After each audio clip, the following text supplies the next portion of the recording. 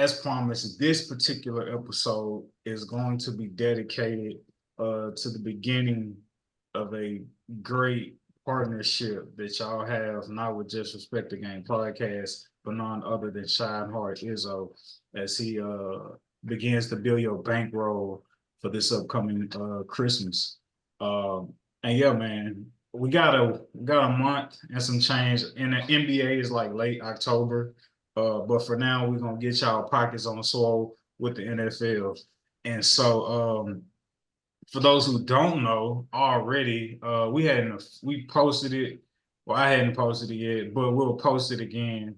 Uh the first pick that we're gonna up the gate on for y'all with is none other than it's gonna be an NFL season pick of Garrett Wilson over, I don't know why I can't find it on the board right now. But here we go. Garrett Wilson, NFL season pick over 1,149 receiving yards. You can book that got bumped. Oh, that got bumped? I think it was at 1147. I want to say they might have got. I made that graphic. They definitely watching, paying attention. No. It's still the same. Okay. Yeah. I want to say this though.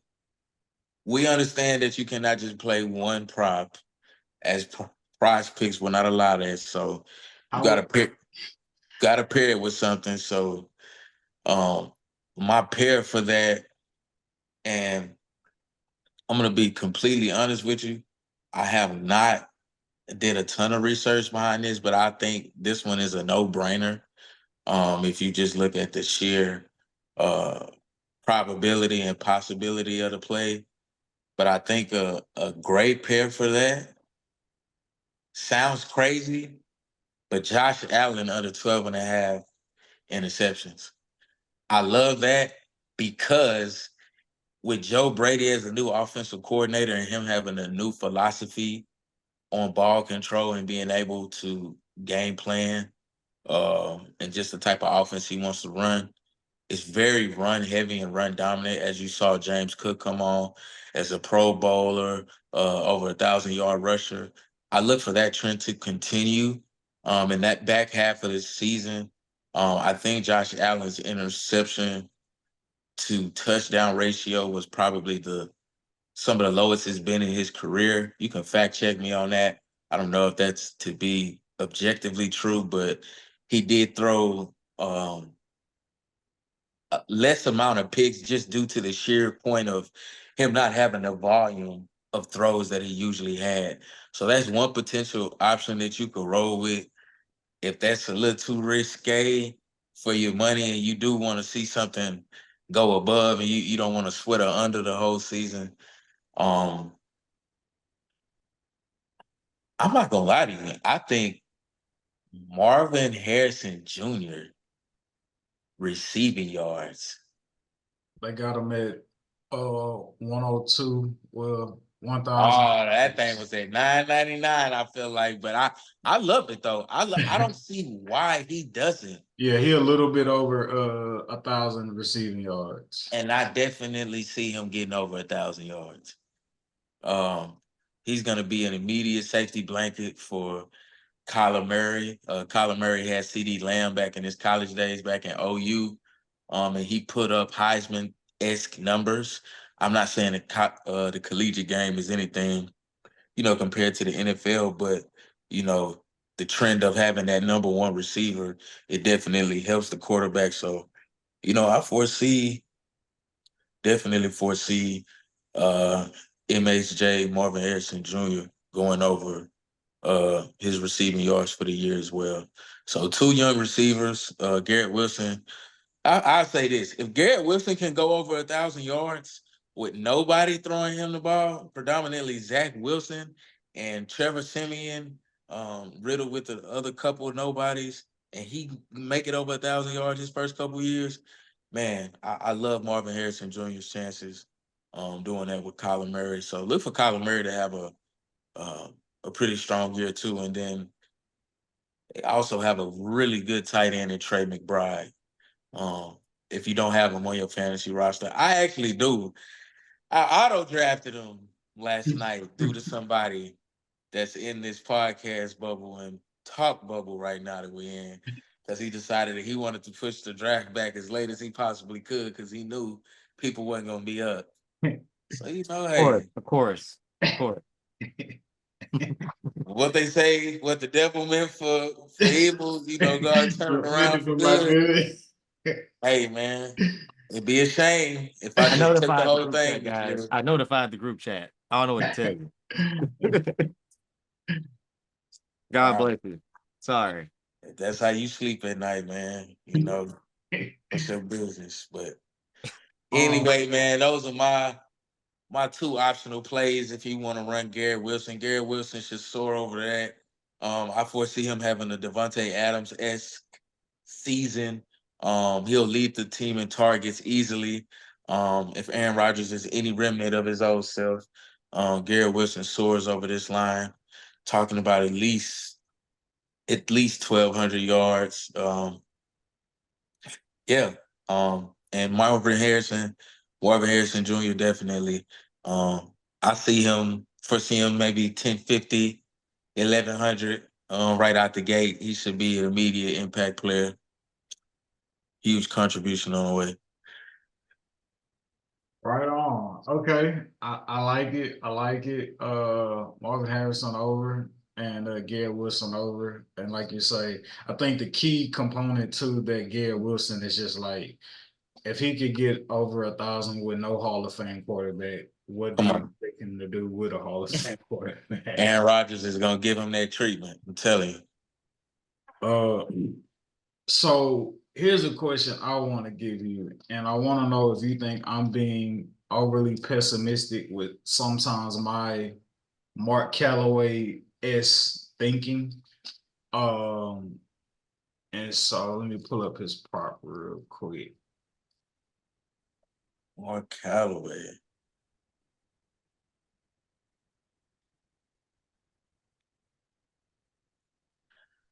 All right, AJ Brown. You said who? AJ Brown. Are we talking about prop for this week? No. Still season. Okay, so hold on. Let me ask the question. So, Jahan Dotson, they added him. They also Johan, excuse me, Johan Dotson. They added him. They added Saquon Barkley. And you still have Devontae, and you got your receiving core, right? They have AJ Brown at 1,250 yards. I'm thinking as a season prop, I think personally, this isn't a guaranteed over. And the reason I say that is because of one, all of the weapons, all of the passing weapons that Jalen Hurts has to his disposal. One, two, you add in Jalen Hurts' ability to also use his legs and not necessarily have to depend on his throwing capability. And then three, you look at the major acquisition of Saquon Barkley, where obviously you didn't get Saquon Barkley to necessarily still try to have a premium air raid offense. All of those factors combined, I can't guarantee to say he going under, but I think it's a sweat for the over as it relates to AJ Brown getting over 1,250 receiving yards throughout the season. What are your thoughts on that prop? Honestly, I think that's some fair analysis because Jalen Hurts gonna have the ability to spread the wealth out between Devontae Smith and with the late addition of Johan Dotson from the Redskins. But the caveat and the play devil's advocate to that, I'd say go look at the season Dallas had as an offense when Kellen Moore was their offensive coordinator. They had the number one offense in the league. And I believe both CD Lamb and Brandon Cooks were 1,000-yard receivers within that offense. So I think it's highly plausible if we think Jalen Hurts is on the level or better than Dak Prescott, seeing that he actually led his team to a Super Bowl. I am going to take a leap and say Jalen Hurts is better than Dak Prescott. He has a higher ceiling than Dak It sound like you Prescott. said. It sound like you said Dak Breast Scott. Yeah, breasts and shit. He may be breast because he definitely baby ass. But nah, bro, like I definitely think in that killing more offense, it's gonna unlock Saquon. It's just gonna be so many threats across the field. You're not gonna be able to load up the box. You're not gonna be able to double AJ Brown. So he's gonna get more one-on-one opportunities with a light box. He's not gonna be doubled as much. So I still look for him to eat. Like, I don't think, does he have 1,500 yards? Probably not, right? But does that still not mean he can't have 89 catches with 1,200 yards? You know what I'm saying? Like, I still think that's a possibility. Like, I can foresee him having an 89 catch season with 1,200 yards, and I think he'd be satisfied with that, especially with the amount of talent on that team, especially if that means they're winning or they come out of the NFC, which is something I think they actually could do if that defense is any type of improved. But I think it definitely will be under uh, Vic Fangio. I believe it's a new DC there, but um, definitely could be a sweat on the greening of that. But I definitely see a world where that still happens. Could what would you say to the rebuttal of, hey, they got those yards, those dual 1,000 receiving yards? What would you say to the rebuttal being, well, we know as it relates to the Cowboys, garbage time and they playing from behind and Dak ain't got no choice but to throw the ball. Mm, As opposed to the Eagles, they may be leading and it may be no reason for us to be trying to slang the ball. And here you go, Saquon. Here you go, Saquon. Here you go, Saquon. right. That's a great point. Um, do I believe that the Philadelphia Eagle head coach is going to exercise more clock management and Jalen Hurts is going to have the wherewithal to not choke away games? I think all of that comes into play when you talk about it. I think that could be a real thing. Maybe they're not having to mash the gas and he's not having to drop back and throw 40 times a game because he didn't hand it off to Saquon 18 times.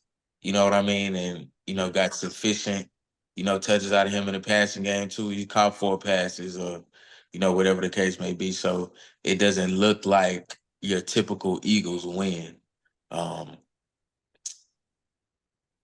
I thought they would run the ball more with DeAndre Swift, right? That didn't necessarily happen. So, I mean, obviously, you would think like, hey, they paid Saquon Barkley, they plan on utilizing him. You would think so, right? But you know, I think the NFC is much improved, though. You got a Bears team that's improved. You have a Lions team that's still very much so in it, and an NFC champion contender.